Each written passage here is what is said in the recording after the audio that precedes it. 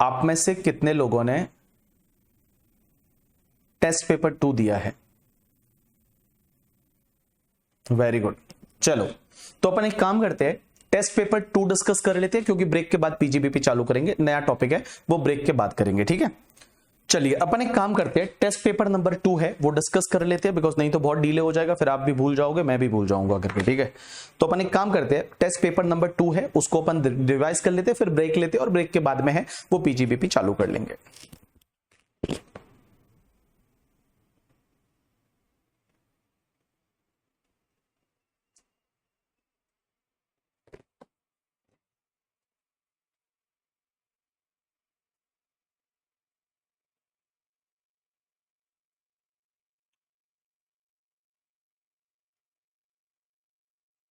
नहीं, कोई कल नहीं करेंगे, कल कल करते हुए तुम्हारे पास सैटरडे था, संडे था, उसके बाद तुम बोलोगे परसों करेंगे, कल करेंगे करके, ठीक है। ऐसा नहीं चलेगा ना, जब आपको इतने दिन दे दिए, मंडे दे दिया मैंने आपको सैटरडे दे दिया, संडे दे दिया, उसके बाद आप बोलते हो हम कल करेंगे, वैसा नहीं होता। इतने दिन तो आपने खराब कर लिए। टेस्ट पेपर नंबर 2 है वो अपन आधे घंटे में डिस्कस कर लेते हैं, फिर ब्रेक लेंगे, ब्रेक के बाद में पीजीबी पे स्टार्ट करेंगे, ठीक है।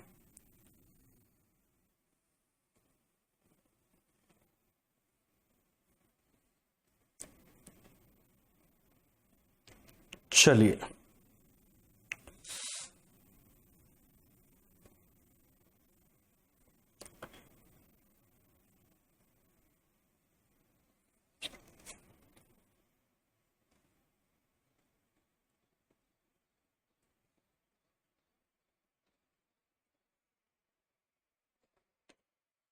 चलिए ये वाला पेपर था आपके पास में एग्जाम में, कितने मार्क्स का ये पेपर था? 45 मार्क्स, और मैंने बोला था आपको 75 मिनट्स में करना है। 45 मार्क्स का पेपर था, 75 मिनट्स में आपने करना है। किसी किसी ने ये पेपर बहुत जल्दी कर लिया होगा, 60 मिनट्स में भी हो गया होगा, किसी किसी के लिए 90 मिनट्स भी हुए होंगे। चलिए अपन एक काम करते हैं, ये आपका 45 मार्क्स का पेपर था। अगर इस पेपर में आपको, आप अपने हिसाब से ईमानदारी से मार्किंग करिएगा, ईमानदारी से आप मार्किंग करिएगा, इसमें कहीं भी कोई भी चिटिंग ना करिए, ईमानदारी से आप मार्किंग करिए। अगर आप ईमानदारी से मार्किंग करते हैं इस पेपर में, और इस पेपर में आपको 60% मार्क्स आते हैं, 60% का मतलब होता है आपका कि 45 में से हमेशा आपका 60% मार्क्स होना चाहिए, एटलीस्ट 28 मार्क्स आप क्या आते हैं, then you are going the good. 28 या 28 से ज्यादा आते हैं, you are doing the good. But अगर 28 नहीं आते हैं तो भाई साहब आपको अपने आप पे वापस से रीथिंक करना पड़ेगा, और वापस जो है वो आपको दिमाग लगाना पड़ेगा, थोड़ी मेहनत को अपने को बढ़ाना पड़ेगा। चलिए, और दिमाग को सही जगह पे रखना पड़ेगा। चलिए चलते हैं, सबसे पहला क्वेश्चन था, और मैं बता दूं ये पहला क्वेश्चन बहुत सारे बच्चों के गलत हुआ होगा। ये जो पहला क्वेश्चन है, मुझे ऐसा लगता है पहला क्वेश्चन बहुत सारे बच्चों के गलत हुआ होगा, because this question was a extra ordinary question. This question was not that easy question, this question was a extra ordinary question, और मैं बता दूं ये क्वेश्चन बहुत सारे लोगों के गलत हुआ होगा। देखना, चलते हैं। Previous year 2024-25 mister A has transfer the following asset. Answer क्या आया बता दो करके, ठीक है। किसी का 98 लाख आया है करके, ठीक है, किसी का 81,55,705 आया है, किसी का कोई आंसर नहीं आया करके, ठीक है। चलो कोई बात नहीं, अपन एक काम करते हैं, इस क्वेश्चन को सॉल्व करते हैं। Mister A has transfer the following asset. उसने एक तो रेसिडेंशियल हाउस प्रॉपर्टी ट्रांसफर किया है, और एक उसने ज्वेलरी ट्रांसफर किया। तो ज्वेलरी, रेसिडेंशियल हाउस ट्रांसफर किया है। Full value of consideration 8 crore and 3 crore है। कॉस्ट ऑफ एक्विजिशन दे रखा है, लेकिन asset held for more than 24 month, मतलब ये लॉन्ग टर्म कैपिटल गेन होगा, और यहां लॉन्ग टर्म कैपिटल असेट है। इस डेट को इसने ट्रांसफर किया है रेसिडेंशियल हाउस प्रॉपर्टी, इस डेट को इसने ट्रांसफर किया है वो ज्वेलरी ट्रांसफर किया है। तो अगर मैं कैपिटल गेन की बात करूं, देखो मैं यहीं पे सॉल्व करते जाऊंगा आपके साथ साथ में, और ये आपको क्लास नोट्स में पूरा पेपर मिल जाएगा, तो आपको कभी फ्यूचर में डाउट है तो आप वो कर भी सकते हैं।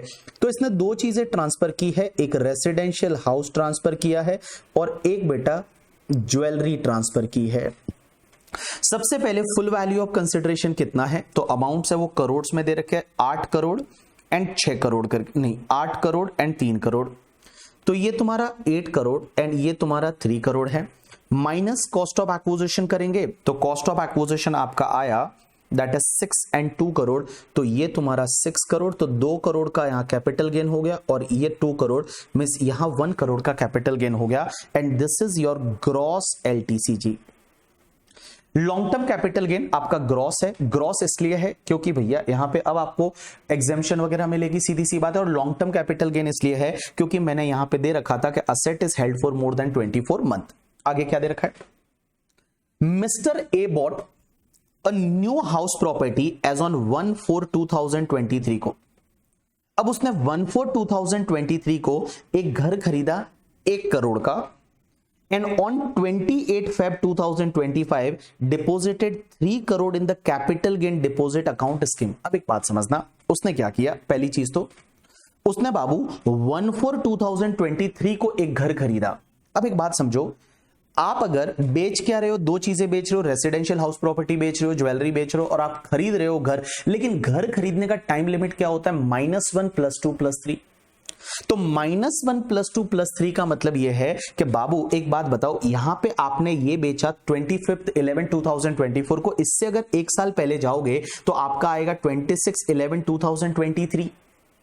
तो 26/11/2023 से पहले खरीदा तो इस पे तो 54 का एग्जेम्पशन या 54F का एग्जेम्पशन नहीं मिलेगा। तो मैं बताऊं, ये जो 1 करोड़ का आपने घर खरीदा, इस पे आपको कोई भी एग्जेम्पशन नहीं मिलेगा, ना तो 54 का मिलेगा ना 54F का मिलेगा, कुछ भी नहीं मिलेगा, क्योंकि आपने जो खरीदा है वो 1 साल पहले के बाद पहले खरीदा है। ठीक है, अब एक बात समझना, 1 साल से भी पहले खरीदा है तो इस पे आपको 54 का F का एग्जेम्पशन नहीं मिलेगा। अब समझना, ऑन 30 जुलाई 2025 मिस अपने इस साल में, क्योंकि इन्होंने ये दोनों असेट बेची है वो इसी साल बेची है, उसने क्या किया, मिस्टर ए ने उसने कैपिटल गेन अकाउंट स्कीम में डिपॉजिट किया था पहले 28 Feb 2025 को कैपिटल गेन अकाउंट स्कीम में डिपॉजिट किया 3 करोड़। अब वो 3 करोड़ को विड्रॉ किया और विड्रॉ करके क्या किया, देखिए, mister A has withdrawn 3 crore from the capital gain deposit account scheme and acquired a residential house property of 2.5 crore. अब आपने 2 करोड़ का घर है वो जुलाई में खरीद लिया, तो जुलाई में रिटर्न फाइलिंग की ड्यू डेट से पहले पहले ही आपने पैसे को विड्रॉ किया और 2.5 करोड़ का है वो उसने क्या किया, घर खरीद लिया। आगे क्या दे रखा है, what would be the capital gain in hands of mister A if the expenses in connection with the transfer of jewellery is 2 lakh. तो ज्वेलरी का ट्रांसफर खर्चा भी था 2 लाख। तो एक काम करते हैं, यहां पे बेटा आपका फुल वैल्यू ऑफ कंसिडरेशन है ज्वेलरी में वो 2 करोड़ है, 2 करोड़ है, माइनस ट्रांसफर एक्सपेंसेस है वो 2 लाख रुपया है ज्वेलरी का। तो आपका नेट कंसिडरेशन ज्वेलरी का 1,98 लाख आया। अब गाइस माइनस आपका कॉस्ट ऑफ एक्विजिशन ज्वेलरी का कितना था, 1 करोड़ था शायद। अरे ज्वेलरी के केस में 3 करोड़ है, मैं क्या कर रहा हूं यार, 3 करोड़ है और कॉस्ट ऑफ एक्विजिशन ज्वेलरी का 2 करोड़ है। तो ज्वेलरी के केस में आपका कैपिटल गेन 98 लाख है, वो ग्रॉस एलटीसी चाहिए। अब एक बात समझना, एक बात बताइए, यहां पे आपने क्या खरीदा है, घर खरीदा है।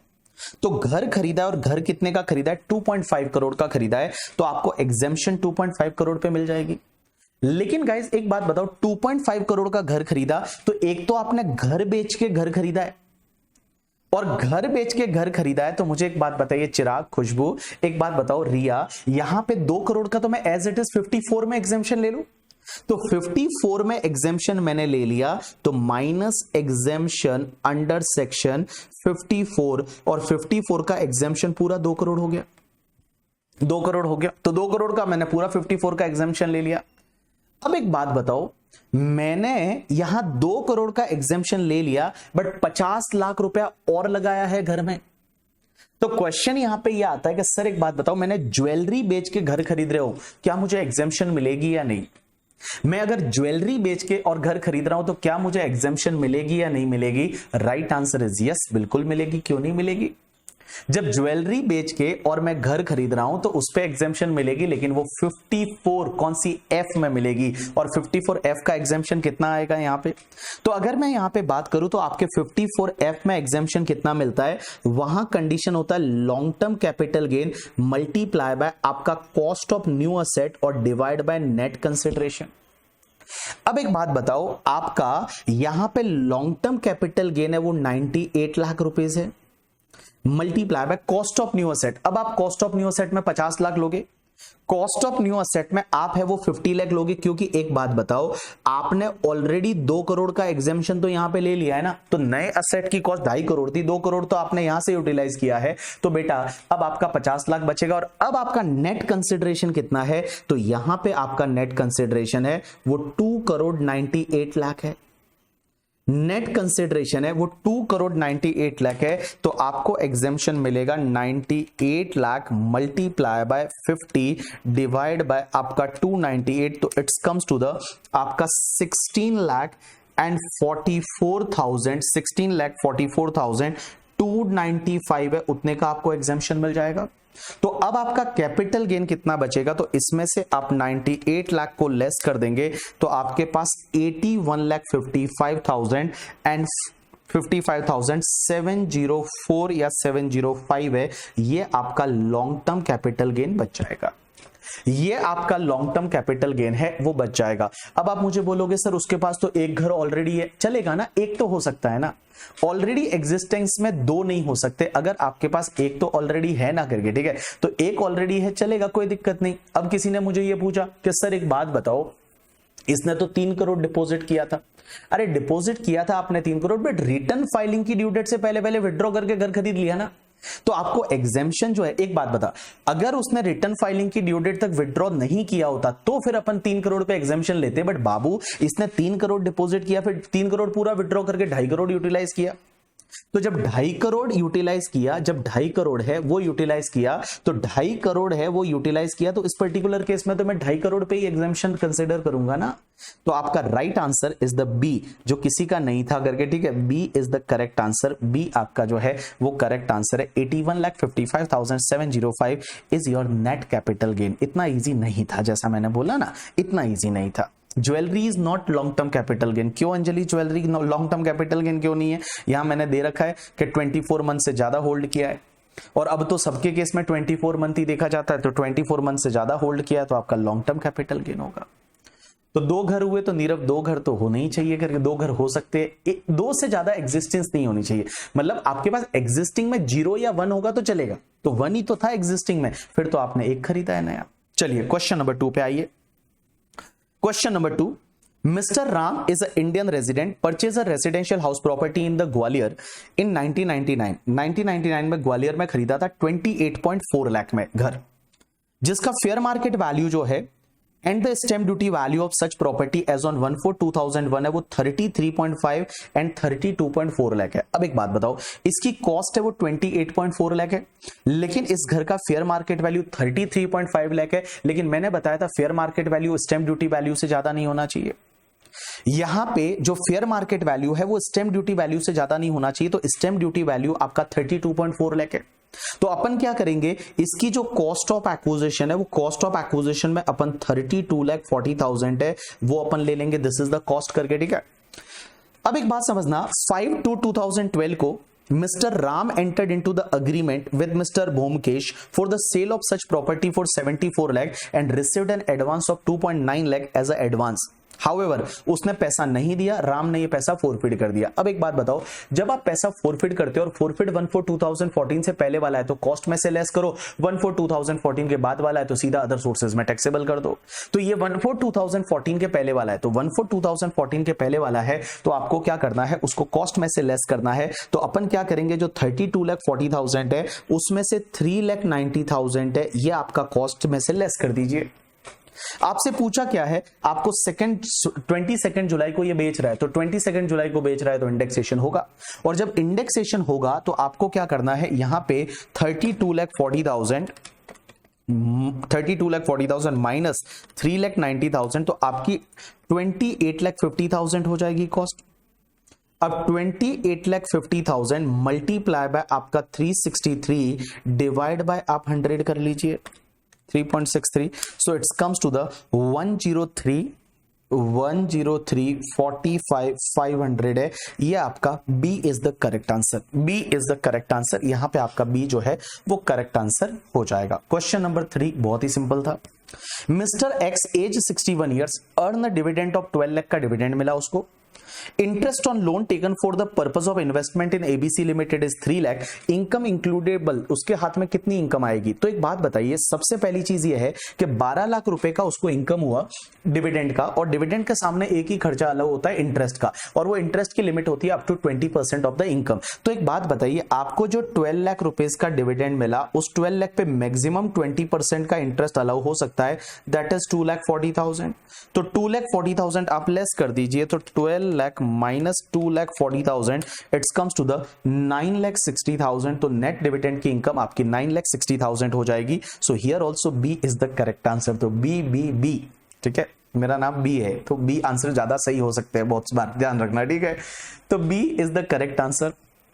आगे बढ़ते हैं, और आगे क्या दे रखा है? Mister Vikas transfer 600 unlisted share of the XYZ private limited to the ABC private limited.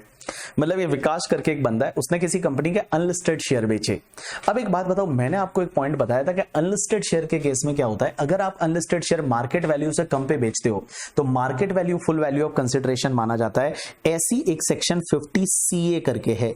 मैंने एग्जांपल दिया था, बीबी वर्चुअल्स प्राइवेट लिमिटेड के कोई शेयर खरीदने मेरे पास आया, और प्राइवेट लिमिटेड के शेयर है, मेरी मर्जी से मैं बेचूंगा, और मैंने बहुत सारा पैसा कैश में ले लिया और बाकी वाला पैसा बैंक में लूंगा। तो ऐसा कर सकते हैं, तो ऐसा कर सकते थे, झोल हो सकता था करके, ठीक है। तो यहां पे देखिए होता क्या है, विकास ने ट्रांसफर किए किसी अनलिस्टेड शेयर, कंपनी के शेयर है, और 15 जुलाई 2024 इस साल में ट्रांसफर किए 3,50,000, जब उसकी मार्केट वैल्यू 5,15,000 है और उसका इंडेक्स कॉस्ट ऑफ एक्विजिशन 425 है।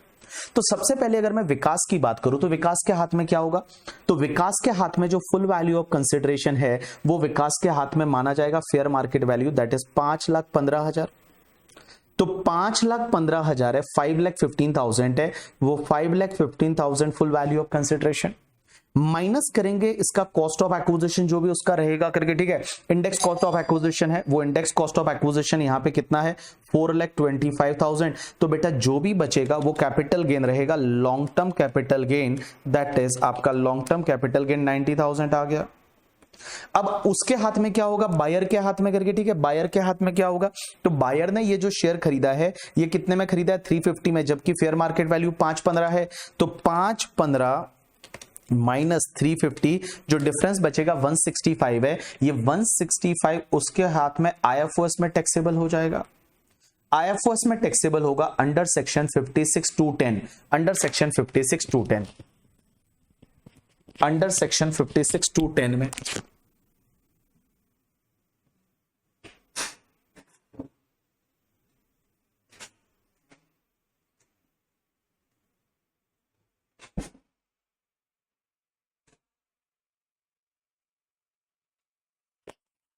तो चलिए अब एक बात समझते हैं, कोई नाश्ता वास्ता नहीं आया, पता नहीं क्यों बेल बजा के चला गया बाहर से। चलिए, तो ये आपका इसका सही आंसर है, वो आपका सी है करके, ठीक है, सही आंसर सी। उसके बाद next part, mister Jay acquired market link debenture for 20 lakh on 16 July 2019। इस साल में उसने वो ट्रांसफर कर दिए 28 लाख पे। What is the amount of capital gain? एक बात समझो, मार्केट लिंक डिबेंचर, मैंने आपको एक सेक्शन बताया था, मैंने आपको एक सेक्शन बताई थी, that section was section 50AA। उसमें क्या बोला था? 3-4 चीजें थी। एक तो आपका डेट म्यूचुअल फंड है, या मार्केट लिंक डिबेंचर है, या अनलिस्टेड डिबेंचर बॉन्ड्स जो कि 23 जुलाई 2024 या उसके बाद बेच रहे हो। मैंने बोला था इनके केस में हमेशा शॉर्ट टर्म कैपिटल गेन होगा, इनके केस में आपको हमेशा शॉर्ट टर्म कैपिटल गेन होगा, इंडेक्सेशन का सवाल ही नहीं, और हमेशा आपका क्या होगा? शॉर्ट टर्म कैपिटल गेन होगा। तो मैं बताऊं यहां पे आपका शॉर्ट टर्म कैपिटल गेन कितना आ जाएगा? तो 28 लाख पे वो ट्रांसफर हो रहे हैं, 20 लाख में खरीदे थे, तो 8 लाख का आपका शॉर्ट टर्म कैपिटल गेन होगा। तो short term capital gain 8 lakh, इसका भी B is the correct answer, right? B is the correct answer, या B is the correct answer. MLD पे कोई डेट नहीं है, एमएलडी पे डेट नहीं है हर्ष, एमएलडी पे डेट नहीं है। डेट्स 3 चीजों पे थी। एक तो उसमें डेट जो थी ना वो उसके लिए थी कि आपने कोई डेट म्यूचुअल फंड 1 अप्रैल 2023 से पहले बाद में खरीदा है, बाद में खरीदा है। एमएलडी के लिए कोई डेट नहीं थी, मैंने बोला था एमएलडी के लिए भरत मीट कोई डेट नहीं थी करके, ठीक है, एमएलडी के लिए डेट नहीं थी। आप वापस जाकर उस सेंटेंस को पढ़िए, मैंने बोला था एमएलडी के लिए कोई डेट नहीं है। डेट जो थी ना वो डेट सिर्फ किसके लिए थी? जो डेट म्यूचुअल फंड है वो आपने एक्वायर किया 1 अप्रैल 2023 के बाद। और अनलिस्टेड डिबेंचर बॉन्ड्स आपने ट्रांसफर किए 23 जुलाई 2024 के बाद, तो उनके लिए डेट थी, एमएलडी के लिए कोई डेट नहीं है, आप चेक करिए जाके वहां पे। तो एमएलडी के केस में हमेशा शॉर्ट टर्म कैपिटल गेन होगा। उसके बाद में नेक्स्ट पॉइंट पे चलते हैं। Gamma limited has distributed on 30 June 2025, अगले साल मतलब अपना साल से अगले साल, dividend of 130 lakh to its share holder. During the financial year 24-25, Gamma Limited has received the dividend of 1.8 lakh net of TDS। अब एक बात बताओ, इनको net of TDS डिविडेंड मिला है, वो डिविडेंड उनका 108 लाख है from domestic company and 30 lakh gross from the foreign company in which its holder 5% shareholding। What is the deduction if any available to the Gamma Limited in respect of such dividend? तो देखिए, सबसे पहली चीज तो यह है कि इनको जो डिविडेंड मिला कितना है, तो मिला जो डिविडेंड की अगर मैं बात करूं तो सबसे पहले तो आपको डोमेस्टिक कंपनी से कितना मिला, तो डोमेस्टिक कंपनी से 108 करोड़ है वो नेट ऑफ 108 लाख है वो नेट ऑफ टीडीएस मिला है। अब देखो, थोड़ा आपको ये आइडिया होना चाहिए कि भाई साहब डिविडेंड पे टीडीएस 10% की रेट से कटता है, डिविडेंड पे टीडीएस है वो 10% की रेट से कटता है, तो ये 90 है, तो मल्टीप्लाई बाय 100 कितना होगा, तो मैं बताऊं आपका 108 divide by 90%, it's comes to the 120 crore, तो 120 करोड़।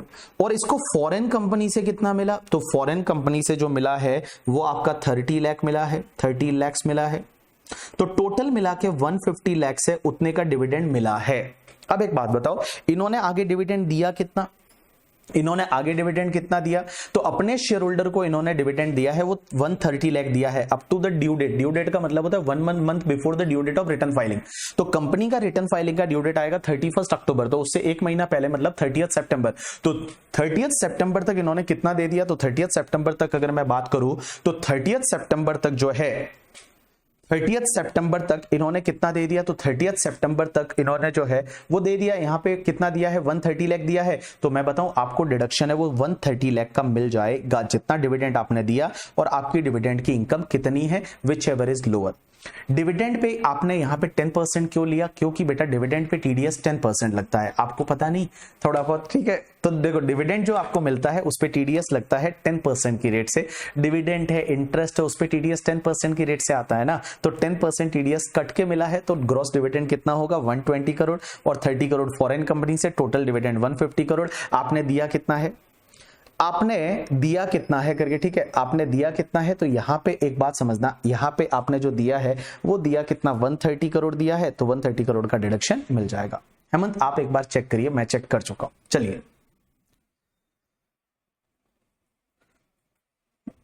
चलिए अब बिना टीडीएस के लिए तो भी आंसर सेम ही आएगा, क्योंकि देखो 108 और 30 तो 138 और 130 आंसर सेम ही आएगा। चलिए उसके बाद नेक्स्ट पॉइंट पे चलते हैं। Question number 7, that is the last MCQ. Delta Limited is a domestic company, declare interim dividend 85 lakh for the financial year 24-25 and distributed the same in 2024 में उन्होंने डिस्ट्रीब्यूट किया 85 लाख का।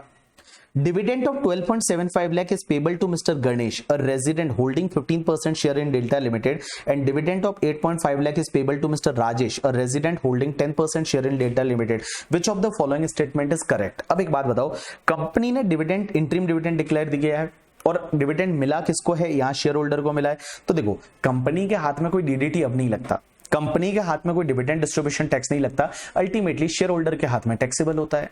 जो डिविडेंड है वो शेयर होल्डर के हाथ में टैक्सेबल होता है, तो एक बात समझना, शेयर होल्डर के हाथ में ये टैक्सेबल हो जाएगा करके, ठीक है। तो देखिए क्या दे रखा है यहां पे, dividend distribution tax is payable by, नहीं भैया कि झूठ बोल रहे हो, ऐसा नहीं होता। डिविडेंड डिस्ट्रीब्यूशन नहीं झूठ बोल रहे हो।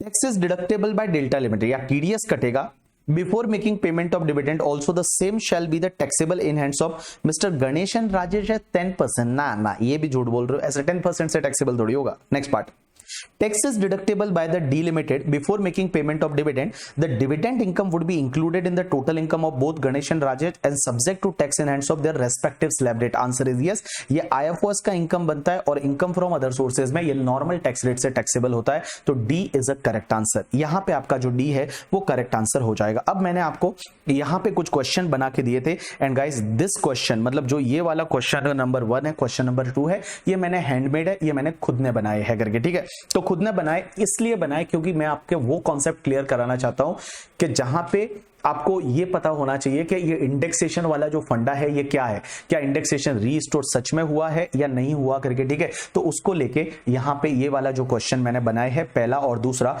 इसको अपन अच्छे से समझते हैं। देखिए question number 1, mister Gopal acquired a house property for 7 lakh during the 82-83। Gopal ने 82-83 में घर खरीदा था। 82-83 मतलब 1/4/2001 से पहले 7 लाख में। Paid stamp duty of ₹1,50,000 eight the time of registration of property. तो एक बात बताओ, जब रजिस्ट्रेशन के टाइम पे 1,50,000 उसने खर्चा किया था, तो मैं बताऊं इसकी कॉस्ट कितनी हो जाएगी? कॉस्ट हो जाएगी इसकी जो कॉस्ट ऑफ एक्विजिशन है वो आपकी 8,50,000 हो जाएगी। तो 8,50,000 is his cost of acquisition. He incurred the following expenses for improvement of the property. Property के इंप्रूवमेंट के लिए उसने कुछ खर्चे किए हैं। एक 96-97 में उसने खर्चा किया था, इसको अपन इग्नोर करते हैं। मैंने आपको बोला था इंप्रूवमेंट 1/4/2001 के पहले का है तो इग्नोर कर दो। और ये जो दो इंप्रूवमेंट किए 4 लाख एंड 3,50,000 इसको कंसिडर करेंगे। Answer is yes. FMV of property दे रखा है 18,20,000, लेकिन उसका स्टैम्प ड्यूटी वैल्यू 16 लाख दे रखा है। तो एक बात बताओ, एफएमवी एसडीवी से ज्यादा नहीं हो सकती, तो मेरे को एफएमवी 16 लाख लेना है। तो मुझे बताइए 8,50,000 कॉस्ट है एंड 16 लाख है वो आपकी एफएमवी है, तो कुल मिला के आपको 16 लाख है वो कॉस्ट लेना पड़ेगा। इसका कॉस्ट कितना लेंगे? 16 lakh. Gopal sold this property as on 10 December 2024 for 1,25 lakh में उसने बेच दिया इस साल। लेकिन ये जो बेचा है ना बाबू, ये उसने कब बेचा है? ये उसने बेचा है, ये जो उसने बेचा है वो बेचा है कौन सी डेट को बेचा है? ये अमेंडमेंट के बाद। तो इंडेक्सेशन नहीं मिलेगा, इंडेक्सेशन नहीं मिलेगा, यहां पे आपको इंडेक्सेशन है वो नहीं मिलेगा। गोपाल की income from other sources 10 lakh है। Compute his total income tax liability and assume he opted out from 115 BSE. Cost inflation index number आपको दे रखे हैं। तो चलिए अपन एक काम करते हैं, पहले गोपाल का अपन कैपिटल गेन और आपके टोटल इनकम निकालते हैं। तो देखिए मैं यहां पे क्वेश्चन नंबर 1 को सॉल्व कर रहा हूं, तो आपका ध्यान इधर होना चाहिए। क्वेश्चन नंबर 1 में बंदे का नाम है मिस्टर गोपाल और गाइस प्रीवियस ईयर आपका 24-25, असेसमेंट ईयर 25-26 करके, ठीक है। आपको भी चाहिए तो साथ साथ में सॉल्व कर सकते हैं। सबसे पहले कंप्यूटेशन ऑफ कैपिटल गेन। अब एक बात बताइए, जब आप कैपिटल गेन कैलकुलेट करेंगे तो कैपिटल गेन कैलकुलेट करते time full value of consideration 1,25 lakh, 1,25 lakh आ जाएगा। Full value of consideration 1,25 lakh आ जाएगा। अब एक बात समझना, 1,25 lakh full value of consideration minus transfer expenses जो है वो तो कुछ भी नहीं है, तो यही आपका नेट कंसिडरेशन आ गया। एंड नेट कंसिडरेशन 1,25 लाख, इसमें से लेस करेंगे क्या क्या? Minus cost of acquisition. और कॉस्ट ऑफ एक्विजिशन लेस करते टाइम अगर 1/4/2001 के पहले का असेट है तो हमेशा ध्यान रखना पहले उसकी कॉस्ट ले लो। तो कॉस्ट तो 8,50,000 है, 8,50,000 उसकी कॉस्ट है। और दूसरा अपन उसको पता है FMV as on 1/4/2001 and guys SDV as on 1/4/2001, इन दोनों में से लोअर ले लो और बेटा इन दोनों में से विचएवर इज हायर ले लो। तो यहां पे आपका 8,50,000 तो आपका कॉस्ट है, लेकिन यहां पे आपका एफएमवी एंड एसडीवी जो दे रखा है वो 16 एंड 18-20 दे रखा है। तो यहां पे आपका एफएमवी जो है वो आपका 18-20 है एंड ये 16 है। तो मैं बताऊं इसमें से लोअर 16 लाख आ जाएगा, तो आप 16 लाख ले लीजिए। तो 16 लाख इंडेक्सेशन का बेनिफिट नहीं मिलेगा, 16 लाख रुपया है वो आपका कॉस्ट ऑफ एक्विजिशन हो जाएगा। कॉस्ट ऑफ एक्विजिशन 16 लाख हो जाएगा। अब एक बात समझिए, और इसमें से कॉस्ट ऑफ इंप्रूवमेंट माइनस करेंगे। तो इंप्रूवमेंट 2 बार कराया था, एक तो कराया था 12-13 में और एक 23-24 में। तो एक तो आपने कराया था 12-13 में, एक और 23-24 में 3.5 लाख एंड 4 लाख एंड 3.5 लाख का। तो ये तुम्हारा 4 लाख एंड गाइस ये तुम्हारा 3.5 लाख का। और इंडेक्सेशन नहीं मिलेगा कैपिटल गेन कैलकुलेट करते टाइम, तो आपका आ जाएगा long term capital gain. Long term capital gain कितना आएगा? तो देखिए आप 1,25 लाख में से 1,25 लाख माइनस आप करिए 16 लाख माइनस आप 4 लाख माइनस आप 3,50,000, तो ये कितना आता है बताइए मुझे? कैपिटल गेन कितना आया? कैपिटल गेन है वो आपका 1,01,500 आया, 1,01,50,000। सो 1,01,50,000 आपका लॉन्ग टर्म कैपिटल गेन आ जाएगा। 1,01,50,000 है, this is your long term capital gain. सही कैलकुलेट किया है भाई। देखो एक बार मैं रीचेक कर रहा हूं, फुल वैल्यू ऑफ कंसिडरेशन 1,25 है, ये 16 लाख कॉस्ट बन जाएगा, 4 लाख 3.5 लाख इंप्रूवमेंट है, ये इंप्रूवमेंट मिलेगा नहीं, बाकी ठीक है, मेरे हिसाब से कोई दिक्कत नहीं है। 1,01,50,000 लॉन्ग टर्म कैपिटल गेन आया। अब अगर आप टोटल इनकम जब निकालेंगे तो मैं एक काम करता हूं, मैं यहीं पे निकाल देता हूं टोटल इनकम।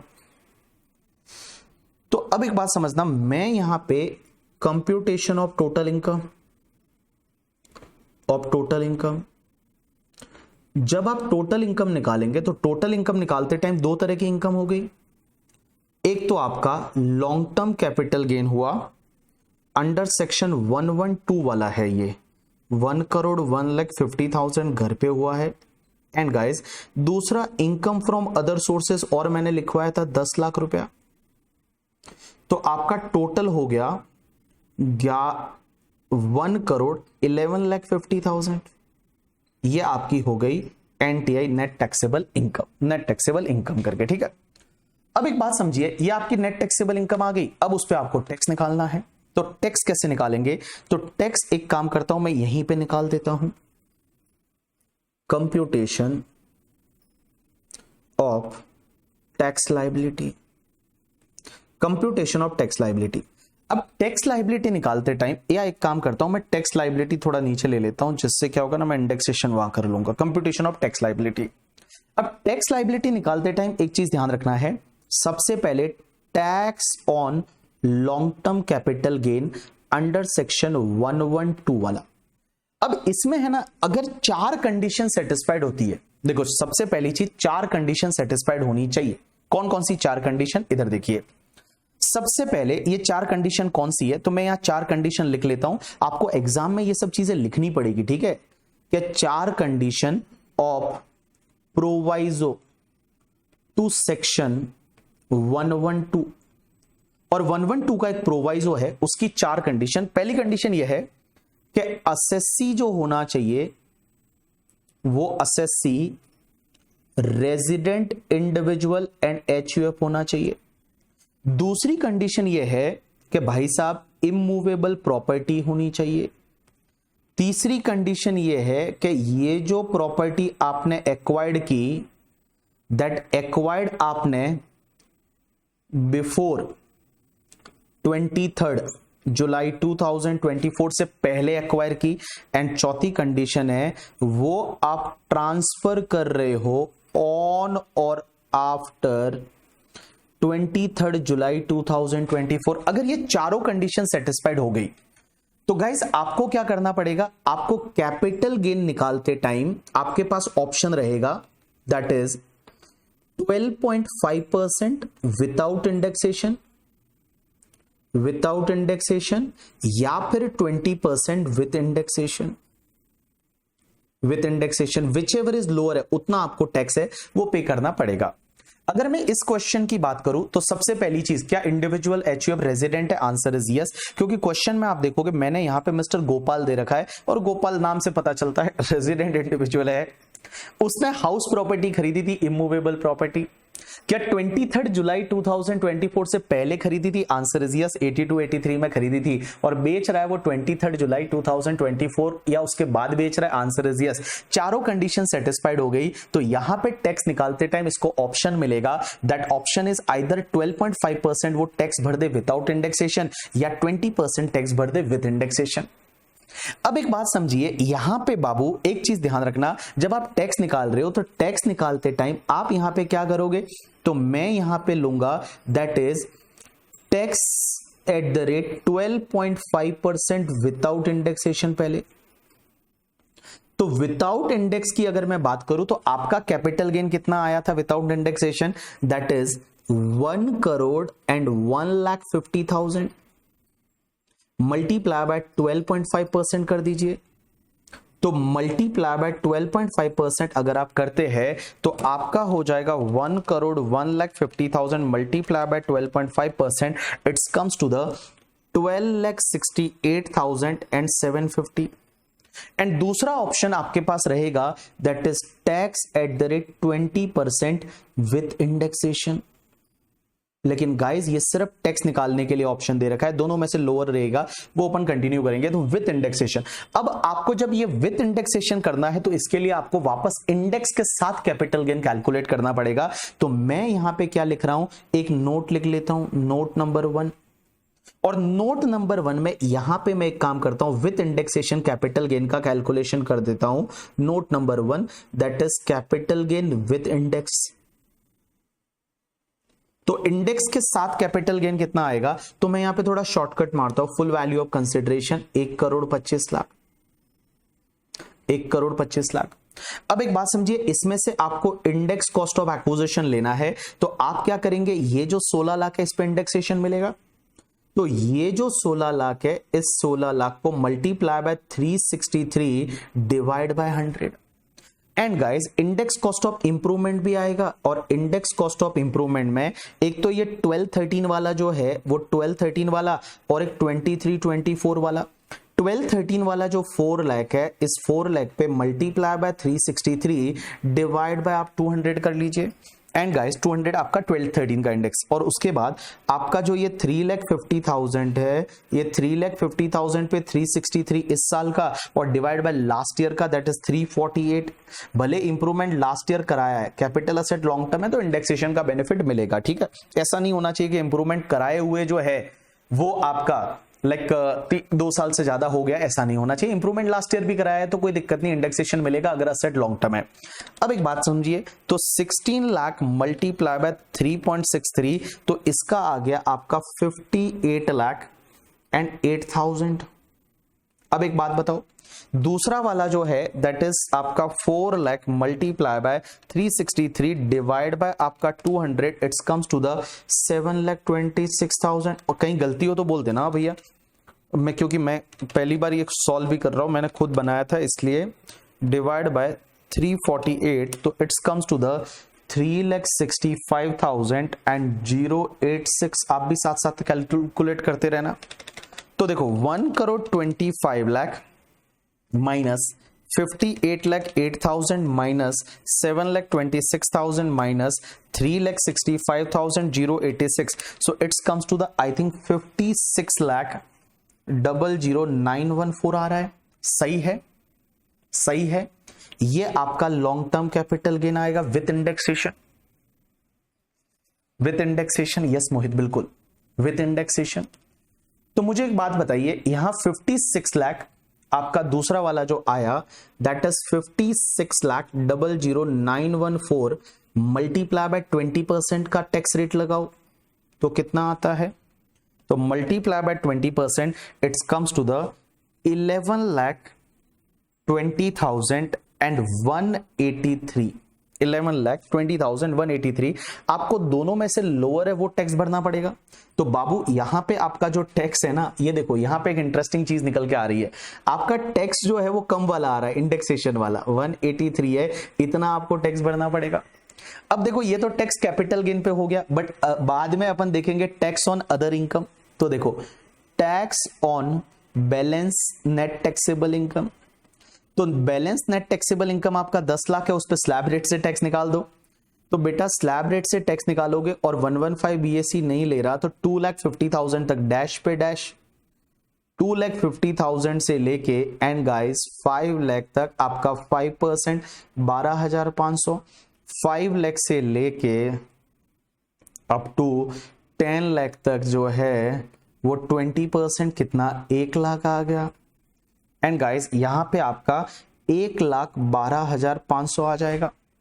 अब एक बात बताइए, आपका टोटल टैक्स कितना हुआ, तो total tax 1,120,183 plus 1,12,500 it's comes to the 12,32,683, 12,32,683 आ जाएगा।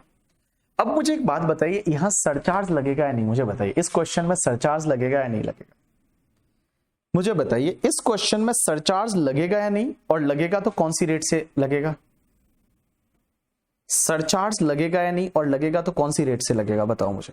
इस क्वेश्चन में सरचार्ज लगेगा या नहीं लगेगा, एंड लगेगा तो कौन सी रेट से लगेगा,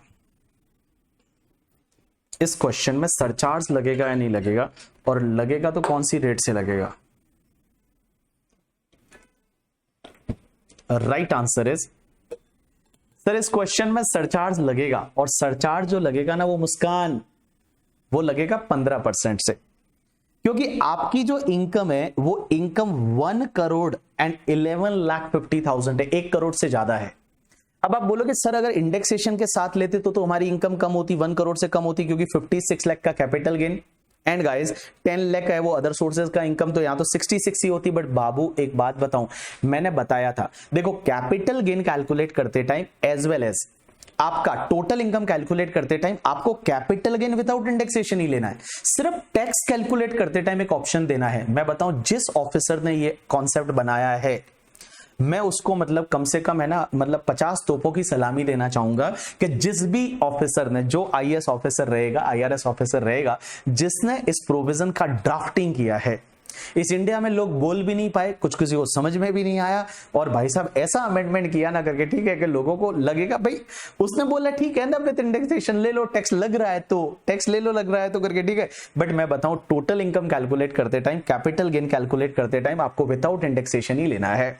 तो यहां पे सरचार्ज आपका 15% की रेट से रहेगा, तो मैं बताऊं यहां पे ऐड करिए surcharge at the rate 15%, since आपका net taxable income is more than 1 crore, तो 1 करोड़ से ज्यादा है। तो एक बात बताइए, आपका 12,32,683 का आपका 15% सरचार्ज ले लीजिए, दैट्स कम्स टू द 1,84,902 आ जाएगा। इसको ऐड कर दीजिए तो आपका 14,17,585 आ जाएगा। अब इसमें वापस ऐड कर दीजिए health and education cess, health and education cess at the rate 4%, तो इसका 4% विल कम्स टू द 56,703, इसको ऐड कर दीजिए तो 14,74,289 करके, दैट इज आप अगर राउंड ऑफ करोगे, राउंड ऑफ करना पड़ता है टैक्स लाइबिलिटी को 290, तो 1474,290, 1474,290 ये आपका नेट टैक्स लाइबिलिटी आ जाएगी।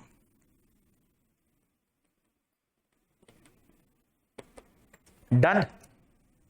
चलिए, तो मार्क्स में आप कैसे देंगे मैं आपको बताऊं। कैपिटल, ये जो क्वेश्चन था, ये क्वेश्चन आपका कितना 8 मार्क का था। अगर मैं स्टेप मार्किंग की बात करूं तो आप स्टेप मार्किंग में कितने कितने मार्क्स देंगे। अगर आपने ये कैपिटल गेन का कैलकुलेशन सही किया, 1 करोड़ 1,50,000 निकाला है, तो इस पर्टिकुलर के लिए आप एक काम करिए, इस क्वेश्चन के इस पर्टिकुलर इतना आपने किया है तो आप 2.5 मार्क्स दे दीजिए, 2.5 मार्क्स इसके दे दीजिए। उसके बाद में आपने टोटल इनकम अगर वो सही निकाला है अदर सोर्सेज की इनकम को जोड़ के, तो उस पे आपका आधा मार्क्स और दे दीजिए, 3 मार्क्स हो गए। उसके बाद में आपका 3 के बाद ये इंडेक्सेशन के साथ कैपिटल गेन ये आपने अगर निकाला है तो उसके 2 मार्क्स दे दीजिए, तो ये 5 मार्क्स हो गए। और गाइस ये टैक्स कैलकुलेट अगर आपने किया है तो इसके आपके 3 मार्क्स दे दीजिए, ठीक है। तो टोटल मिला के ऐसे आपके मार्क्स हो जाएंगे करके, ठीक है।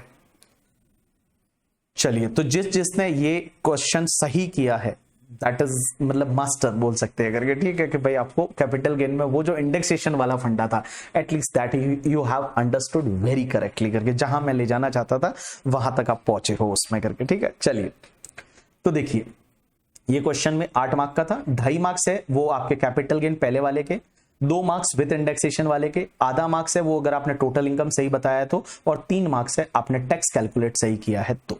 सरचार्ज नहीं लगा, लगा है ना, क्या नींद में है क्या। आधे बच्चे तो नींद में रहते, बोले सरचार्ज नहीं लगा, ये नहीं लगा, वो नहीं लगा। चलो वेरी गुड।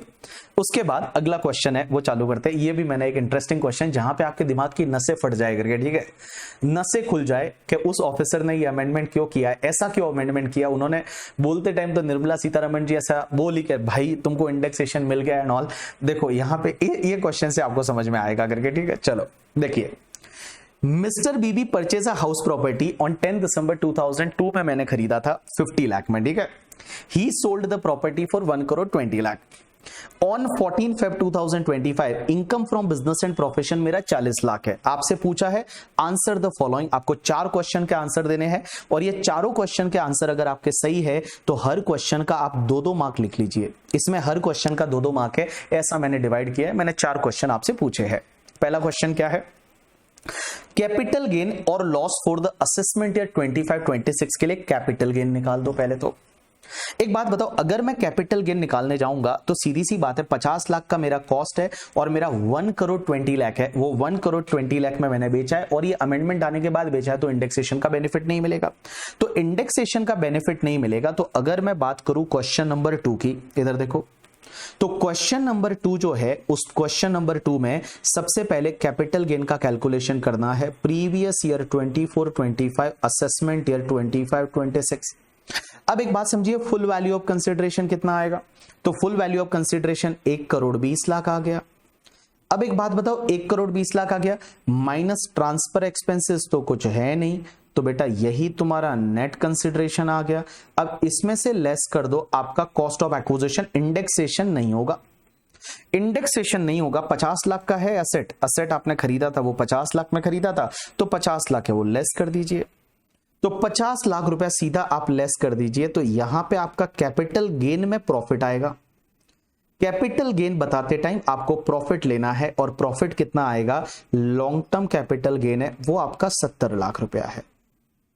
70 लाख आपका लॉन्ग टर्म कैपिटल गेन है, वो 70 लाख है। तो देखो पहले का आंसर जो है वो बड़ा क्लियर है। कैपिटल गेन और लॉस मैंने जानबूझ के लिखा था, क्योंकि आप इंडेक्सेशन के साथ करते तो लॉस आता, इंडेक्सेशन के साथ करते तो आप लॉस आता, लेकिन गाइस यहां पे लॉस नहीं, आपको यहां कैपिटल गेन बताना पड़ेगा। 70 लाख का लॉन्ग टर्म कैपिटल गेन आपका 70 लाख। दूसरा क्वेश्चन क्या पूछा है कि क्या losses to be carry forward for next assessment year, क्या आप अगले साल के लिए कोई लॉस कैरी फॉरवर्ड कर सकते हैं? नहीं कर सकते, क्योंकि कैपिटल गेन कैलकुलेशन आपको विदाउट इंडेक्सेशन ही करना है। अब अगर एक बात बताओ, आप अगर विद इंडेक्सेशन करते तो यहां लॉस आता। ये अब जस्ट मैं कर रहा हूं आपके लिए यहां पे करके, ठीक है। मैं यहां पे कैपिटल गेन विद इंडेक्सेशन कर रहा हूं, तो जब आप कैपिटल गेन विद इंडेक्स करते तो बाबू यहां पे क्या होता, आपका फुल वैल्यू ऑफ कंसिडरेशन है वो 1 करोड़ 20 लाख है। अब माइनस करेंगे इंडेक्स कॉस्ट ऑफ एक्विजिशन, तो आप 50 लाख की कॉस्ट है, अगर इंडेक्सेशन के साथ करते तो मल्टीप्लाई बाय 363 डिवाइड बाय 105, क्योंकि 23 में खरीदा था, तो 50 lakh multiply by 363 divide by 105, it's comes to the 1 crore 72 lakh 85,714 है। ये आपका इंडेक्स कॉस्ट ऑफ एक्विजिशन आएगा। तो जो बचेगा, this is the long term capital loss है, वो बेटा यहां पे आपका 52,85,714 का लॉस आ सकता था विद इंडेक्सेशन। बट मैं आपको बता चुका हूं कैपिटल गेन आपको विदाउट इंडेक्सेशन ही कैलकुलेट करना है। तो दूसरे का जो आंसर रहेगा कि देयर इज नो लॉस करके, losses to be carry forward to the next assessment year. Next assessment year आप लॉस कोई कैरी फॉरवर्ड नहीं करेंगे, निल, कुछ भी कैरी फॉरवर्ड नहीं करेंगे, because there is long term capital gain of 70 lakh. 70 lakh का आपका लॉन्ग टर्म कैपिटल गेन है। अब मुझे एक बात बताइए, यहां पे compute the total income of बीबी की टोटल इनकम कितनी होगी? तो 70 लाख तो लॉन्ग टर्म कैपिटल गेन है, एंड गाइस 40 लाख का बिजनेस का इनकम है। तो अगर आप बीबी की टोटल इनकम निकालोगे तो यहां पे आपका टोटल इनकम जो होगा, वो टोटल इनकम जो है उसमें लॉन्ग टर्म कैपिटल गेन आपका 70 लाख आया, एंड गाइस आपका पीजीबीपी का इनकम है वो 40 लाख आया। तो यहां पे आपकी नेट टैक्सेबल इनकम जीटीआई है वो 1 करोड़ 10 लाख आ जाएगी, 1 करोड़ 10 लाख आ जाएगी। अब एक बात समझिए, तो यहां पे आपका टोटल इनकम कितना होगा? तो यहां पे टोटल इनकम आपका 1 करोड़ 10 लाख। अब उसके बाद एक और क्वेश्चन पूछा, compute tax liability, assume SSC opted out of section 115 BSc. अब आपको इसका टैक्स निकालना है। अब टैक्स निकालते टाइम आप क्या करोगे? वो 4 कंडीशन, क्या एसएससी रेजिडेंट इंडिविजुअल एचयूए पे? बिल्कुल है। इमूवेबल प्रॉपर्टी है? आंसर इज यस, क्योंकि हाउस प्रॉपर्टी मैंने एग्जांपल में लिखा है, शायद करके हाउस प्रॉपर्टी लिखा है। क्या 23 जुलाई 2024 से पहले खरीदा हुआ है? Answer is yes. और बेच रहे वो 23 जुलाई 2024 या उसके बाद है? Answer is yes. तो आपके पास ऑप्शन मिलेगा 12.5% without indexation and 20% with indexation करके, ठीक है। तो अब एक बात बताओ, लेकिन ये ऑप्शन सिर्फ टैक्स कैलकुलेट करते टाइम मिलेगा। तो जब हम टैक्स कैलकुलेट करेंगे तो टैक्स कैलकुलेट करते टाइम एक बात बताओ, यहां पे टैक्स ऑन एलटीसीजी, एलटीसीजी पे टैक्स लगेगा कैसे? तो देखो इसमें आप 12.5% ले लो विदाउट इंडेक्सेशन, विदाउट इंडेक्सेशन। तो 12.5% विदाउट इंडेक्सेशन मतलब 70 लाख रुपीस आपका जो है उस पे आप 12.5% ले लो। तो देखिए आपका 70 लाख का 12.5% comes to the 8,75,000। And guys दूसरा 20% विथ इंडेक्सेशन, लेकिन गाइस यहां विथ इंडेक्सेशन तो लॉस आ रहा है। विथ इंडेक्सेशन तो है वो आपका लॉस आ रहा है, क्योंकि विथ इंडेक्सेशन आप देखोगे लॉस आ रहा है, लॉन्ग टर्म कैपिटल लॉस है। तो ये लॉस पे जब है वो आप इंडेक्स के साथ कैपिटल गेन है वो आपने नोट नंबर 1 में कैलकुलेट किया और ये नोट नंबर 1 आपका हो गया। तो नोट नंबर 1 में ये तो लॉस आ रहा है, तो लॉस के केस में ऑब्वियसली यहां पे कोई भी टैक्स नहीं आएगा, तो लोअर कम्स टू आपका निल, कैपिटल गेन पे कोई भी टैक्स नहीं। देखो आपको बेनिफिट दिया है निर्मला सीतारमण जी ने कि वापस से इंडेक्सेशन के साथ आप कैलकुलेट कर सकते हैं 20%। बट गाइस अगर इंडेक्सेशन देते ना तो ये जो लॉस है ना इसको मैं कैरी फॉरवर्ड कर पाता। अगर ये इंडेक्सेशन को रीस्टोर करते, जैसा कि न्यूज मीडिया में वगैरह लोगों ने बोला कि इंडेक्सेशन को रीस्टोर कर दिया एंड ऑल, अगर रीस्टोर करते ना तो क्या होता कि बाबू ये वाला जो है ना इसको मैं क्या करता, ये वाला जो है इसको मैं कैरी फॉरवर्ड कर पाता, सेट ऑफ कर पाता, बट कुछ नहीं कर पाऊंगा, ये लैप्स हो जाएगा। इस लॉस, ये लॉस ही नहीं है मेरे लिए। कैपिटल गेन हेड में तो इनकम 70 लाख बताई जा रही है, बट टैक्स कुछ नहीं लगेगा। अब आप टैक्स ऑन बैलेंस इनकम लेंगे तो टैक्स ऑन बैलेंस इनकम जो है वो आपका पीजीबीपी का इनकम है और पीजीबीपी का इनकम 40 लाख है, तो 40 लाख पे आप स्लैब रेट से टैक्स निकाल दीजिए। तो 40 लाख माइनस 10 लाख तो आपका हुआ 30 लाख पे 30%, 9 लाख प्लस 1,12,500, तो आपका ये टैक्स बैलेंस इनकम पे आया स्लैब रेट से, और स्लैब रेट से टैक्स आएगा 10,12,500। अब आपका 10,12,500 क्या इसमें सरचार्ज लगेगा? आंसर इज यस, सरचार्ज भी लगेगा, क्योंकि आपकी टोटल इनकम 1 करोड़ से ज्यादा है, सरचार्ज 15% लगेगा यहां पे।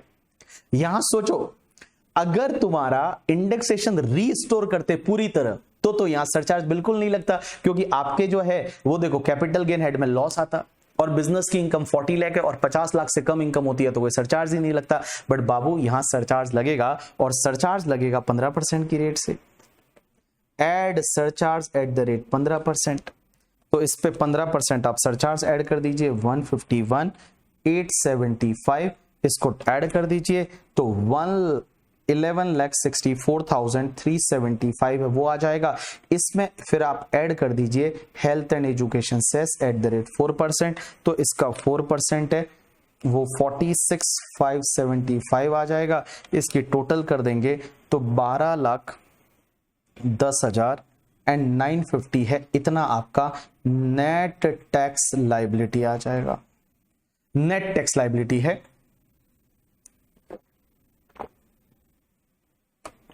वो आपका 12,10,950 है वो आ जाएगा करके, ठीक है।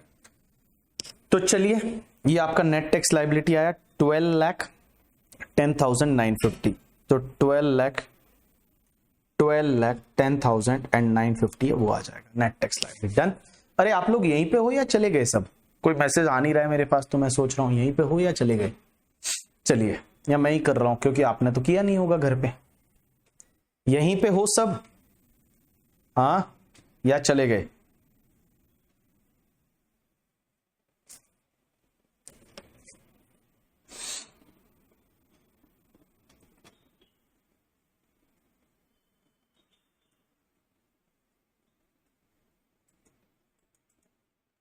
मेरे पास चैट नहीं आ रहा है तुम लोगों का।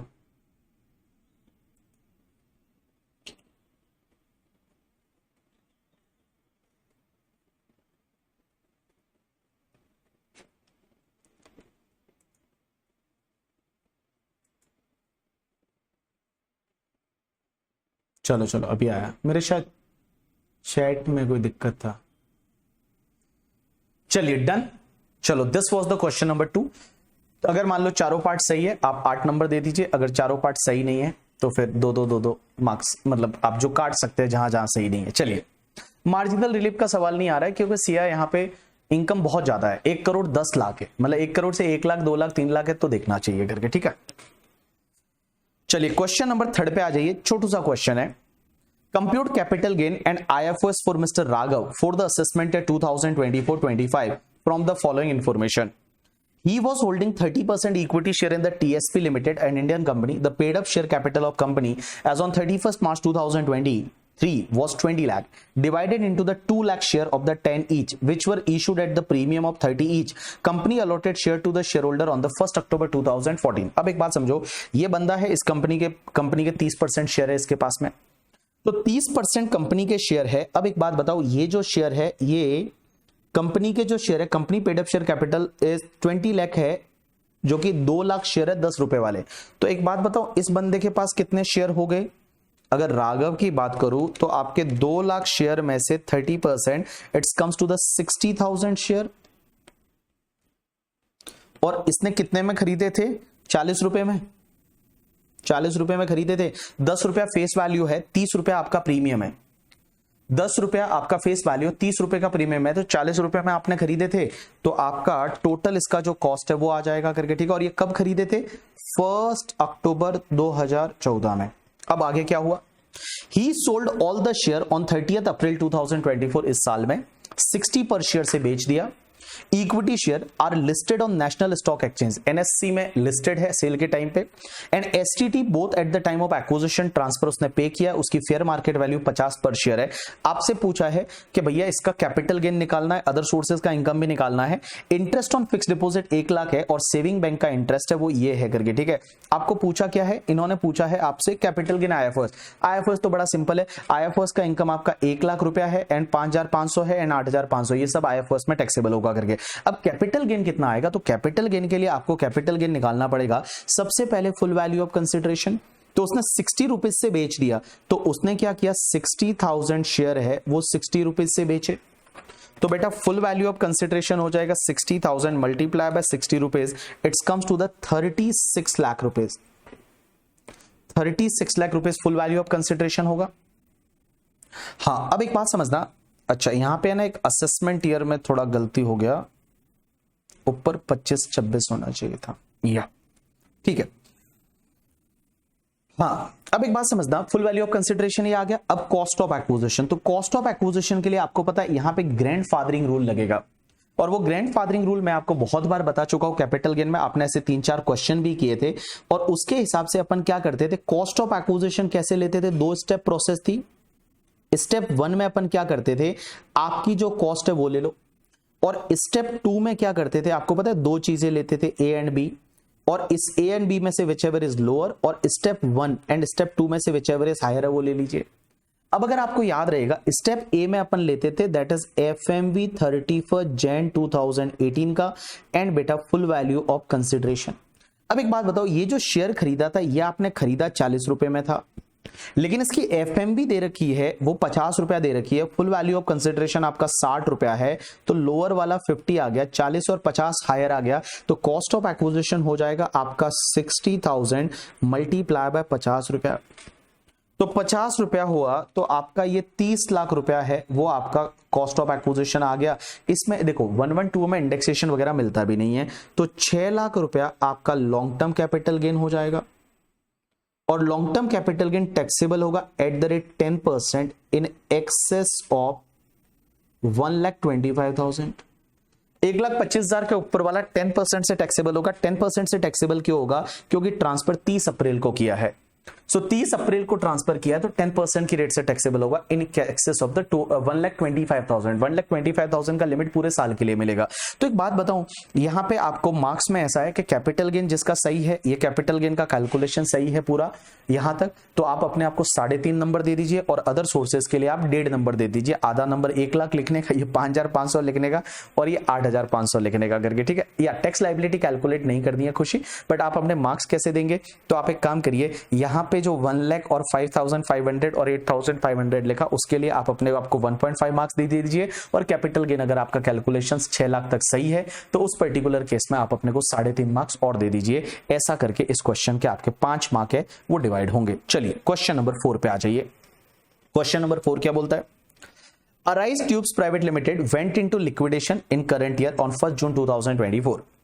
The company was seized and possessed of the following fund prior to the distribution of asset to the shareholder. उस दिन उसके पास में क्या था?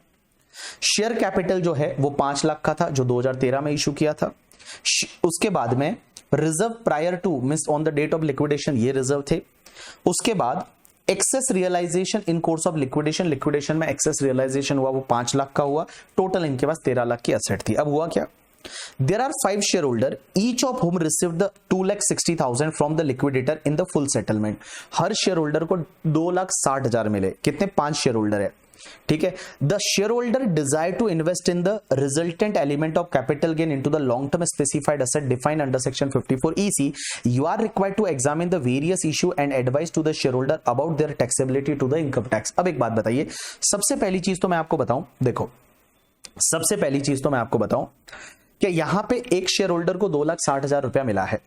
तो 2,60,000 रुपया शेयर होल्डर को मिला है, तो शेयर होल्डर के हाथ में क्या होगा, तो मैं शेयर होल्डर के हाथ में, पहले कंपनी के हाथ में कुछ भी नहीं होगा, ट्रांसफर नहीं माना जाएगा, कैपिटल गेन नहीं लगेगा, लेकिन हर शेयर होल्डर के हाथ में बेटा यहां पे आपका डीम डिविडेंड माना जाएगा।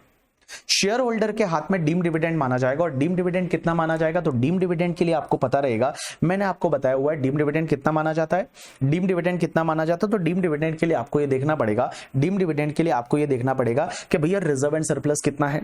तो रिजर्व एंड सरप्लस जो है वो आपका, देखिए यहां पे आपको दे रखा है रिजर्व एंड सरप्लस है वो आपका 3 लाख है।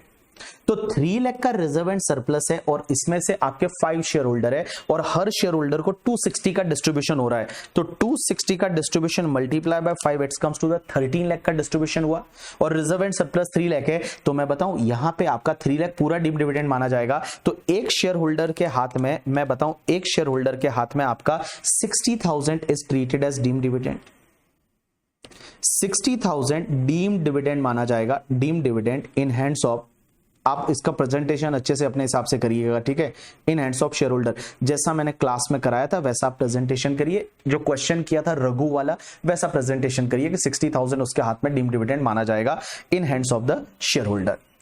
अब एक बात बताओ, शेयर होल्डर के हाथ में कैपिटल गेन भी आएगा, शेयर होल्डर के हाथ में कैपिटल गेन भी आएगा। और शेयर होल्डर के हाथ में कैपिटल गेन निकालते टाइम आप क्या करोगे, तो देखो शेयर होल्डर के हाथ में आप कैपिटल गेन निकालते टाइम, मैं क्वेश्चन नंबर 4 है वो यहां पे ले लेता हूं यार, बेटर रहेगा। देखिए क्वेश्चन नंबर 4, सबसे पहले rupees part A, rupees 60,000 treated as deem dividend in hands of each share holder and taxable under income from other sources. अब एक बात समझना, कैपिटल गेन लगेगा तो इस साल में कैपिटल गेन भी आएगा in previous year 24-25, assessment year 25-26। अब उसको क्या क्या मिला, तो शेयर होल्डर को अगर मैं बात करूं तो असेट मिली है 2,60,000 की, आई थिंक ऐसा ही बोला है। तो उसको क्या क्या दिया, तो उसको बेटा हर शेयर होल्डर को 2,60,000 लिक्विडेटर से मिला है फुल सेटलमेंट में। तो 2,60,000 मिला और ये कंपनी जो है वो प्राइवेट लिमिटेड है तो लिस्टेड तो है नहीं, सीधी सी बात है। तो देखिए 2,60,000 मिला तो फुल वैल्यू ऑफ कंसिडरेशन निकालते टाइम उसको मनी कितना मिला, 2,60,000 का। लेकिन इसमें से लेस करेंगे जो डीम डिविडेंड माना जा चुका है 222C में। तो 222C में आपका कितना डीम डिविडेंड माना गया, 60,000 माना गया है। तो 60,000 लेस कर दीजिए तो आपके पास में नेट ये जो फुल वैल्यू ऑफ कंसिडरेशन है वो full value of consideration 2 lakh आ जाएगा। अब एक बात बताओ, शेयर होल्डर ने शेयर खरीदा होगा, वो कब खरीदा होगा, 2013 में खरीदा था, क्योंकि 2013 में उन्होंने इशू किया था और 5 शेयर होल्डर है, assume it is all equal share holder करके, ठीक है, इक्वल शेयर होल्डर है तो उसका शेयर कैपिटल कितना होगा, 1 लाख का होगा। 5 लाख का शेयर कैपिटल है, 1 लाख का होगा, 1 लाख में खरीदा होगा, उसी दिन कंपनी ने इशू किए थे तो 1 लाख का खरीदा होगा। तो अब एक बात बताइए, यहां पे शेयर होल्डर की कॉस्ट है वो 1 लाख होगी शेयर की, लेकिन यहां इंडेक्सेशन मिलेगा, आंसर इज यस, इंडेक्सेशन मिलेगा क्योंकि कंपनी लिक्विडेशन में गई उस दिन ट्रांसफर माना जाता है, 1 जून 2024 है। तो 1 जून 2024 है तो यहां पे इंडेक्सेशन भी होगा करके, ठीक है। तो 1 जून 2024, तो एक बात समझिए, माइनस करेंगे आपका end of private limited company है तो 112 लगेगा नहीं, तो 1 लाख पे आप इंडेक्सेशन लेंगे तो 1 lakh multiply by 363 that is 2425 का इंडेक्स और डिवाइड बाय आपको करना पड़ेगा अब एक बात समझो, आपको डिवाइड करना पड़ेगा कौन सी सेक्शन से, सॉरी कौन से इंडेक्स नंबर से, जो कि 13-14 का है। तो 13-14 का आप इंडेक्स नंबर देख लीजिए। तो 13-14 का आप अगर आप इंडेक्स नंबर देखते हैं तो 13-14 का आपका जो इंडेक्स नंबर है दैट इंडेक्स नंबर इज 220 आ जाएगा। तो अब एक बात समझिए, आप 220 से डिवाइड कर लीजिए। 13-14 का इंडेक्स नंबर इज 220, तो आपका 13-14 का इंडेक्स नंबर, तो देखिए 1 lakh multiply by 363 divide bye 220, तो इट्स कम्स टू द आपका 1,65,000 आया। हाँ भाई सही है, सही है कुणाल। जो उसने बोला ना कि लास्ट में आपको 260 फाइनल सेटलमेंट में मिला, मतलब 260 ही मिला होगा, सीधी सी बात। एक्सेस रियलाइजेशन का मतलब क्या है, वो कंपनी के पास आया होगा, फिर उन्होंने बांटा होगा भाई, उन्होंने सब लिक्विडेटर ने किया होगा, उससे अपने को मतलब नहीं है। चलिए, तो यहां पे आपका लॉन्ग टर्म कैपिटल गेन कितना होगा, 2 लाख माइनस 165, तो आपका 35,000 आया। अब एक बात बताओ, आपसे ये पूछा है क्या, आपसे ये पूछा है कि सर एक बात बताए, एक अरे प्राइवेट लिमिटेड कंपनी है तेजस, तो 112 नहीं आता, सेल के टाइम पे लिस्टेड होनी चाहिए तभी 112 आता है कंपनीज में। चलिए इधर देखिए, अब एक और चीज समझना, पहली चीज कि सर एक बात बताइए, अब यहाँ पे 54 ईसी का एग्जेम्पशन मिलेगा या नहीं मिलेगा, नहीं मिलेगा, क्योंकि इन्होंने 54 ईसी जो है, हाँ इसमें बुक से आपने चेक करके इंडेक्स नंबर लिया तो ठीक है, कोई बात नहीं करके, ठीक है। अगर आपने बुक से चेक करके इंडेक्स नंबर में देना भूल गया, इस क्वेश्चन में देना चाहिए था मुझे, दिया नहीं मैंने 220, बट देखिए आपने बुक से देख लिया, कोई बात नहीं। अब एक बात बताओ, इसमें 54 ईसी का एग्जेम्पशन जो है that is not available, not available. 54 EC का एग्जेम्पशन नॉट अवेलेबल, क्योंकि वो कब मिलता है, जब आप इमूवेबल प्रॉपर्टी ट्रांसफर करते हो। इमूवेबल प्रॉपर्टी होता तो मिल जाता, यहां पे शेयर ट्रांसफर हो रहे हैं, तो 54 ईसी का एग्जेम्पशन आपको नहीं मिलेगा, ठीक है। So this is the question number आपका 4। आपका अगर सब सही है दे दीजिए, कहीं स्टेप में कम है तो उस पर्टिकुलर केस में आप नंबर काट सकते हैं। उसके बाद question number 5, Abhimanyu is a resident individual, held 25% equity share in FMC Limited, an unlisted Indian company. Indian company एक unlisted. The company paid up share capital on 31st March 2023 is a 10 lakh divided into 1 lakh equity share of the 10 each, premium उसका 20 rupees था जब issue किया था तब। The share were allotted to shareholder in 2012, तो share issue किया था 30 रुपए पे। The company had gone for the buyback of 30% of its share on 30th April 2024 as per the provision of Companies Act 2013. Company paid 60 per share to the buyback. Explain and compute the tax effect on the FMC Limited and Abhimanyu. Would there be any change in the liability of FMC Limited was listed on the stock exchange? अब एक बात समझना, पहली चीज तो इसमें buyback हो कब रहा है, देखो बायबैक में अमेंडमेंट हुआ है इस साल, बट वो अमेंडमेंट 1 अक्टूबर से हुआ है। अगर 1 अक्टूबर के बाद बायबैक हुआ तो अमेंडमेंट है, यहां पे बायबैक हो रहा है वो 30 अप्रैल 2024 को हो रहा है, तो ये तुम्हारा प्री अमेंडमेंट वाला क्वेश्चन है। तो प्री अमेंडमेंट वाला क्वेश्चन है, तो एक बात समझिए, सबसे पहले कंपनी के हाथ में क्या होगा, तो अगर कंपनी की मैं बात करूं तो यहां पे 115 QA लग जाएगा। और 115 QA क्या बोलता है, 115 QA है वो क्या बोलता है कि बेटा buyback price minus issue price है, उस पे कंपनी टैक्स भरेगी 23.296% की रेट से। तो देखो यहां पे बायबैक प्राइस है वो आपका 60 है, इशू प्राइस है वो आपका 30 था, क्योंकि 10 रुपए का फेस वैल्यू 20 रुपए का प्रीमियम, तो यहां पे 30 मल्टीप्लाई बाय कंपनी बायबैक कितना कर रही है, 30% कर रही है, तो 1 lakh share multiply by 30% comes to 30,000 share का बायबैक कर रही है। तो यहां पे आपका 30,000 मल्टीप्लाई बाय 30 रुपया, it's comes to the 9 lakh rupees जो है वो बायबैक में, इस पे टैक्स लगेगा, ये डिस्ट्रीब्यूटेड इनकम होगा। तो 9 लाख रुपीज जो है, एक बात बताऊं, ये जो 9 लाख रुपीज है इस पे टैक्स लगेगा एट द रेट 23.296%। तो इस पे 23.296% टैक्स है, वो आपका आ जाएगा 9 lakh multiply bye 23.296% tax, that is आपका 2,09,664 है, उतना टैक्स है वो कंपनी को लग जाएगा, कंपनी इतना टैक्स भरेगी। अब शेयर होल्डर के हाथ में क्या होगा, एग्जेम्प्ट होगा। अगर मैं शेयर होल्डर की बात करूं जो अभिमन्यु है, अभिमन्यु के हाथ में आपका ये एग्जेम्प्ट होगा अंडर सेक्शन 1034A, उस पे कोई भी टैक्स नहीं लगेगा। तो in hands of the share holder this buyback is totally exempt, there is no need to pay any tax. Abhimanyu के हाथ में कुछ भी नहीं होगा, दिस इज टोटली एग्जेम्प्टेड, उस पे पूरा एग्जेम्प्टेड हो जाएगा करके, ठीक है, पूरा एग्जेम्प्टेड हो जाएगा। अब एक और चीज समझना, अब एक और चीज समझना, एक और चीज समझना, एक और चीज समझना, यहां पे क्या क्वेश्चन में कोई चेंज आएगा अगर ये कंपनी लिस्टेड है? कोई फर्क नहीं पड़ेगा, आंसर इज नो करके, ठीक है, आंसर इज नो, इसमें कोई भी चेंज नहीं आएगा। If company is a listed company then there is no change at all. यहां पे कोई भी चेंज नहीं आएगा अगर कंपनी लिस्टेड कंपनी है, कोई फर्क नहीं पड़ेगा। यहां पे लिस्टेड हो या अनलिस्टेड हो, कंपनी को टैक्स भरना पड़ेगा। कितने पे? 9 लाख पे टैक्स भरना पड़ेगा, 23.296%। अब एक बात बताओ बेटा, कोई भी चेंज नहीं आएगा भले कंपनी लिस्टेड है।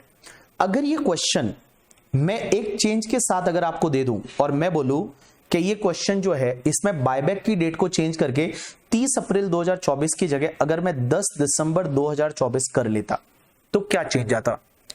तो क्या चेंज आता मैं बताऊं? अगर मान लो अगर मैं ये चेंज करता, डेट चेंज करता, तो अभी बायबैक, अभी नया रूल क्या है? तो नए रूल में कंपनी के हाथ में कुछ भी नहीं होता, कंपनी के हाथ में कुछ भी नहीं होता। कंपनी जो है वो कंपनी के हाथ में कुछ नहीं होता, शेयर होल्डर के हाथ में। एक बात बताओ, यहां पे शेयर होल्डर है वो अभिमन्यु है और अभिमन्यु के पास में 25% शेयर्स है। तो एक बात बताओ, बायबैक कितने हो रहे हैं? बायबैक हो रहे हैं 30,000 शेयर बायबैक हो रहे हैं। तो एक बात बताओ, 30,000, मेरे वर्ड्स पे ध्यान देना, 30,000 शेयर बायबैक हो रहे हैं, तो 30,000 शेयर में से इसका 25%, it's comes to the 7,500 share इसके बायबैक हो रहे हैं। तो 7,500 शेयर इसके बायबैक हो रहे हैं, तो 7,500 शेयर इसके बायबैक हो रहे हैं, तो 7,500 मल्टीप्लाई बाय बायबैक प्राइस कितना है? 60 रुपीज। तो मल्टीप्लाई बाय 60 रुपीज। एक बात बताऊं, 4.5 लाख इसके हाथ में डीम डिविडेंड बन जाता अंडर सेक्शन 222F में। 4.5 लाख है वो उसके लिए डीम डिविडेंड बन जाता। किसमें डीम डिविडेंड बन जाता? कितना? 4.5 लाख है वो डीम डिविडेंड बन जाता। ये 9 लाख का कुछ नहीं, 9 लाख कहां आएगा रे? जितना बायबैक प्राइस है वो सीधा डीम डिविडेंड बना दो।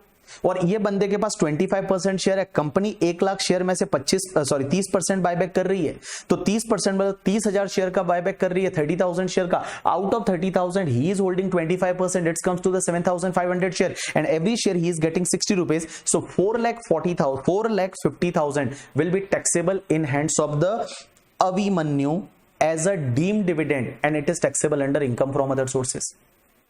अब एक बात बताओ, उसको लॉस भी मिलता। लॉस कितना मिलता भाई? एक बात बताओ, उसने शेयर खरीदा था, वो 7,500 शेयर उसने खरीदे थे, वो उसने 30 रुपए में खरीदे थे, 30 रुपीज में खरीदे थे। तो एक बात बताओ, 7,500 शेयर उसने 30 रुपीज में खरीदे थे, तो मल्टीप्लाई बाय 30 रुपीज, तो 2,25,000 का लॉन्ग टर्म कैपिटल लॉस हो जाता। लॉन्ग टर्म कैपिटल लॉस हो जाता 2,25,000 का, और वो उसको क्या करता? कैरी फॉरवर्ड करता। वो उसको क्या करता? कैरी फॉरवर्ड करता करके, ठीक है। तो एक बात समझो, आपको कहीं चाहिए तो मैं 2 लाइनें लिखवा देता हूं इसके बारे में। अगर आपने पेपर का प्रिंट आउट लिया है या कहीं पे सॉल्यूशन किया है तो आप एक बार लिख लीजिए इस पॉइंट का। अगर क्योंकि एग्जामिनर ऐसा हो सकता है कि पहले बायबैक हुआ तो क्या होगा, बाद में बायबैक हुआ तो क्या होगा, तो पहले हुआ तो क्या होगा वो मैं आपको ऑलरेडी यहां पे बता चुका हूं, बट अगर बाद में बायबैक हुआ तो क्या होगा करके, ठीक है। तो एक काम करो, आपको मैं लिखवा लेता हूं कहीं पे। अगर इसमें अगर मान लो आपने इसका प्रिंट आउट लिया था पेपर का तो बहुत अच्छी बात है, नहीं तो जहां सॉल्यूशन आपने किया है वहीं पे आप एक बार लिख लीजिए कि लिखिए, suppose in question number 5, suppose in question number 5, if buyback took place on or after 1st October 2024, 1st October 2024 या उसके बाद बायबैक हुआ होता तो क्या होता? तो पहला लिखो, in hands of company no tax treatment, no tax treatment. और दूसरा लिखो, इन हैंड्स ऑफ, उस बंदे का नाम क्या था? अभिमन्यु या अभिमन्यु, क्या नाम था? उस बंदे का नाम है दैट इज द अभिमन्यु। उस बंदे का नाम है अभिमन्यु। अभिमन्यु के हाथ में क्या होता? तो सबसे पहले एज पर सेक्शन 222F की वजह से, 222F जो है वो 222F की वजह से buyback value is treated as deem dividend and taxable under IFRS। तो देखो, as per section 222F, buyback value is treated as deem dividend and taxable under IFRS। So 7,500 share का बायबैक होगा इसका। देखो, टोटल कंपनी के share है, total shares company के 1 लाख है। 1 लाख में से बायबैक कितना हो रहा है? 30% शेयर्स हो रहे हैं, तो 30,000 शेयर है। और अभिमन्यु कितने होल्ड कर रहा है? अभिमन्यु वो 25% होल्ड कर रहा है, तो 7,500 शेयर्स आए, multiply by 60 rupees, multiply by 60 है, ये 60 बायबैक प्राइस है। तो बाबू 7,500 शेयर का मल्टीप्लाई बाय 60, 4.5 लाख IFRS में टैक्सेबल हो जाएगा। ये IFRS में टैक्सेबल हो जाएगा, IFRS में टैक्सेबल हो जाएगा। एंड गाइस, उसके बाद आपको कैपिटल गेन भी आएगा अभिमन्यु को। और कैपिटल गेन कितना आएगा? तो फुल वैल्यू ऑफ कंसिडरेशन जो है वो आपका निल लेंगे and minus cost of acquisition. अभी इंडेक्सेशन वगैरह तो मिलता नहीं है। उसने 30 रुपए में शेयर खरीदा था, तो 7,500 तो 2,25,000 है, वो बचेगा। तो यहां पे लॉन्ग टर्म कैपिटल लॉस बन जाएगा 2,25,000। Sumit, hope so your doubt got clear.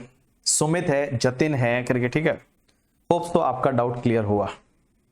Done, very good. Harsh को 38 मार्क्स आए, वेरी नाइस। भाई साहब, मैं आपको बताऊं, इस बार के बैच में हम 2.5 लेक्चर पीछे चल रहे हैं। अभी तक 2.5 लेक्चर पीछे चल रहे हैं लास्ट बैच के मुताबिक। बट देखो, पीछे चलने का पीछे मेन रीजन इज अमेंडमेंट। अब देखो, बायबैक में देयर इज अमेंडमेंट। अगर आप देखोगे लाइक क्या बोलते हैं, कैपिटल गेन में there are lots of amendment. Indexation में तो हर जगह अमेंडमेंट, हर जगह टाइम लगा करके, ठीक है। अब फिर इतना सारे क्वेश्चन बनाओ आपके लिए, फिर क्वेश्चन सॉल्व करवाओ क्लास पे सब करके, ठीक है। तो उसमें और टाइम तो लगता ही है, time it's take the time. तो बट डोंट वरी, आगे वाले सिलेबस में ज्यादा अमेंडमेंट नहीं है। पीजीबीपी में स्मॉल से 1-2 अमेंडमेंट है, कोई ज्यादा अमेंडमेंट नहीं है। But in capital gain topic and पुराने जो टॉपिक है उसमें काफी अमेंडमेंट्स थे, आप देखोगे। अब ये वाला, ये ऐसे क्वेश्चन मैं जिंदगी में नहीं कराता फाइनल वालों को। एक बात बताओ, यहां अगर इंडेक्सेशन होता तो मैं आपको ये क्वेश्चन कराता क्या? ये क्वेश्चन मैं आपको टेस्ट में देता क्या? ये मैं देता ही नहीं। बट देयर इज अमेंडमेंट ना, और अमेंडमेंट भी थोड़ा ट्रिकी साइड में है, इसके लिए जो है वो थोड़ा टाइम लगा करके, ठीक है। चलिए, डन। 10 बजे के बाद रिया मेरा भी जो है वो लेक्चर होता है करके, ठीक है, इंटरमीडिएट का। और तुम कौन सा क्वेश्चन करके आते हो? चलिए, अब आप एक काम करिए, ब्रेक लीजिए और ब्रेक के बाद कंटिन्यू करते हैं with the new topic PGBP.